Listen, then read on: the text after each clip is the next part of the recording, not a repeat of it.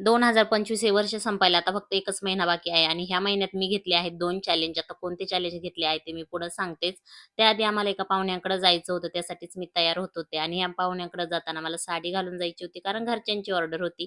तर मला साडी काही छान घालता येत नाही, म्हणून मैत्रिणीकडून छान अशी मी साडी घालून घेतली आणि म्हटलं चला साडी घातलेली आहे तर गेट रेडी विथ मीचा व्हिडिओ तयार करूया. आणि ना इथं मी सगळं काय आवरायला घेतलं आणि साडीवरती तसं मी जास्त कधी ना मेकअप करत नाही. फक्त काही कार्यक्रम असला घरामध्ये तरच मेकअप करते. पण आज म्हटलं साडी छान घातली तर मेकअप पण छानच झाला पाहिजे. म्हणून सगळी ज्वेलरी घालून घेतली. त्यानंतर मेकअप पण करायला घेतला. ज्वेलरी जास्त काही नाही, फक्त कानातले आणि मोठं मंगळसूत्र घातलं.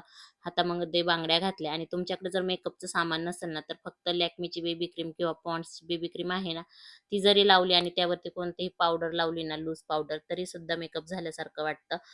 तर ना इथं माझ्याकडे कॉम्पॅक्ट पावडर होती, तर सगळ्यात आधी मी बेबी पावडर लावून घेतली. त्यानंतर कॉम्पॅक्ट पावडर लावली. थोडंसं इथं ब्लश पण लावला आणि जसा येतो तसा मेकअप केला आणि इथं लिपस्टिक पण लावून घेतली आणि ही माझ्या आवडीची लिपस्टिक आहे. तर हीच लिपस्टिक मी नेहमी लावते. तर छान अशी इथं लिपस्टिक लावून घेतली. सगळं काही झालं, मेकअप झाला, पण काहीतरी अपूर्ण आहे आणि हे विसरून तर चालणारच नाही. तर सगळ्यात महत्त्वाचं म्हणजे टिकली. आपली टिकली म्हणजे आपला नवरोबाच आहे आणि नवरोबाला विसरून कसं चालेल, म्हणून ना मी टिकली लावून घेतली. टिकलीशिवाय तर मेकअपच केल्यासारखं वाटत नाही. आणि ना इथं साडीवरती सिंदूर छान वाटतं म्हणून मी सिंदूर पण लावून घेतला. आणि हेअरस्टाईल तर खूप सिंपल अशी केली, फक्त क्लिपच लावलेला होता आणि सिंपलच अशी रेडी झाले होते. पण छान अशी साडी दिसत होती आणि बऱ्याच दिवसांनी साडी घातलेली होती.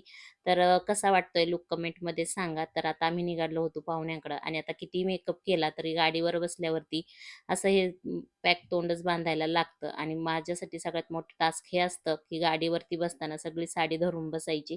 कारण की टू व्हीलरवरती जाताना ना भीती वाटते साडी कुठं अडकेल की काय. जाता जाताना आम्हाला हा ना संभाजी महाराजांचा पुतळा लागला आणि हा ना सगळ्यात उंच पुतळा आहे. याचं बांधकाम चालू होतं तेव्हापासून आम्ही हे पाहत आहोत आणि आज ना प्रत्यक्षात इथं महाराजांचं दर्शन पण झालं.